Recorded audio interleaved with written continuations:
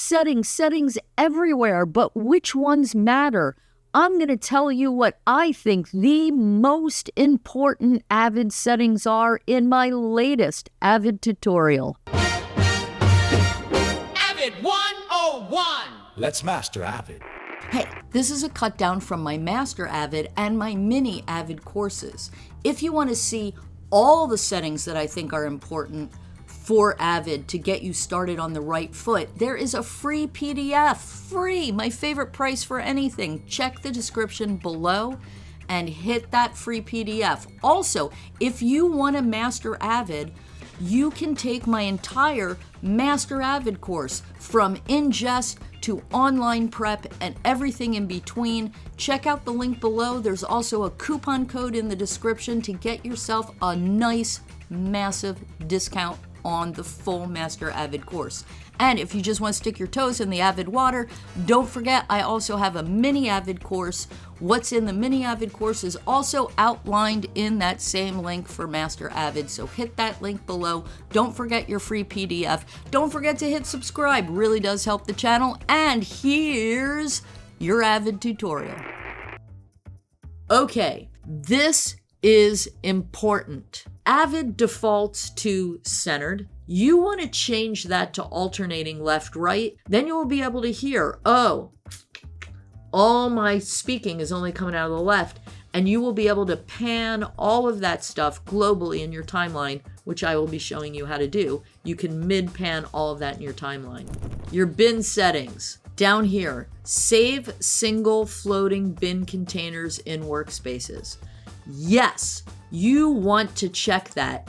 Trust me, just go ahead and check it. It will become obvious in the next lesson, but go ahead and check this now. So the next settings we're going to do is Composer. Now there's a bunch of different tabs right across the top, as you can see, just right off to start with. Always display one row of data, always display 2 rows of data. Yes, always display 2 rows of data. We'll go to Edit. These are important. Auto create new tracks? No. Deselect that. Trust me, I will show you when we go over the timeline. Let's go over to Move. Ignore track selectors? Yes, check that. I will explain that later. Trust me. We are going to go next to Interface. Let's go to Bins. You can set your bin container font.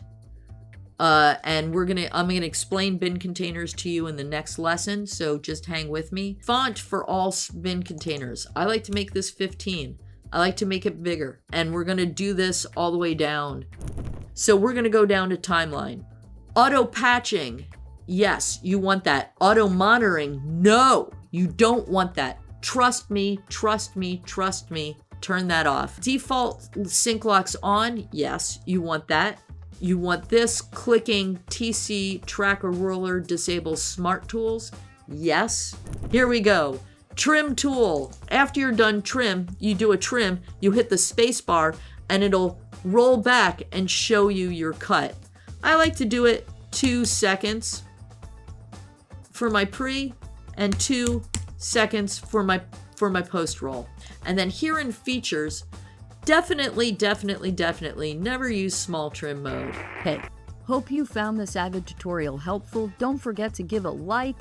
Don't forget to hit that subscribe button for more great content coming down the pipeline. And don't forget your free PDF. Free, y'all. Grab that PDF and I will catch you in the next Avid tutorial.